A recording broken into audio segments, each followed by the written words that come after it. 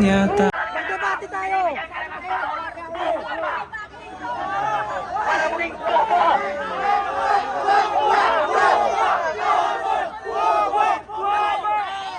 Ang nakaupo sa gobyerno ang may problema. Kaya tayo mga Pilipino, magkaisa tayo, lalong-lalo na sa mga kabataan. Kayo ay nag-aaral, huwag kayong magpaparikrut sa mga NPA, gaya nino.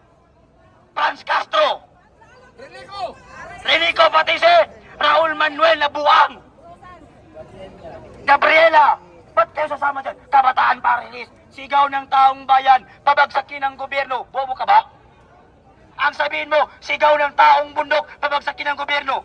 Kayo lang naman ang may gustong pabagsakin ng gobyerno eh. Kaya kami nandito para alisin ang mga politiko na kurakot, hindi para pabagsakin ng gobyerno at saktan ang mga kapulisan.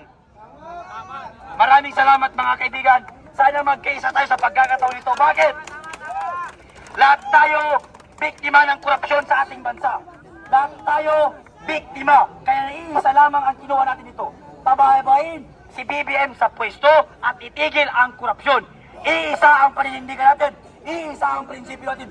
Tayo ay kayumanggi at mga Pilipino. Marapat lamang na imbestigahan natin at pababain si Bongbong Marcos kung hindi na niya kaya ang pamumuno sa Pilipinas. Thank you. Akala ko ba sa kabataan pag-asa ng bayan? Bakit tayo nanggugulo?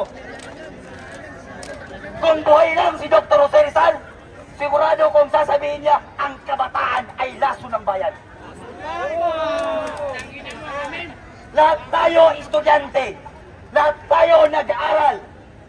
Imposible na ikaw na estudyante magpa-under ka sa putang ina na para lang saktan ang mga kapulisan. Estudyante tayo. Tapos magpapa-under tayo sa mga komunista. Nag-aaral tayo. Pinapaaral tayo ng mga magulang natin. Para saan? Para gumanda ang ating kinabukasan. Bakit natin pinaparesahin si Marcos? Para maitigil ang korupsyon. Dahil ayaw natin na mamana ng kabataan sa susunod na henerasyon ang pamumulitiko na puro nakaw. Kaya tayong mga kabataan, magkaisa tayo at sugpuin natin ang korupsyon sa ating bansa at pababain si Bongbong Marcos sa pwesto ng walang daas. Wika laban sa korupsyon, wika laban sa politiko na magnanakaw. Hindi daas ang kailangan natin. Kung siseryosohin tayo ng pulis at kasundaluhan, ano ang laban natin? May basuka, may chopper, may helicopter, may tanke, may amphibian missile. Anong laban ang bato natin?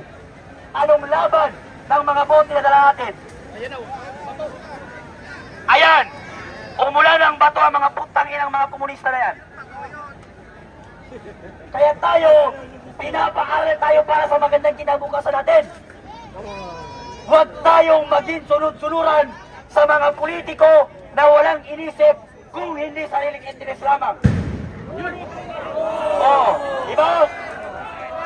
Sabi ko sa inyo pag sineryoso tayo ng pulis, ubos tayo.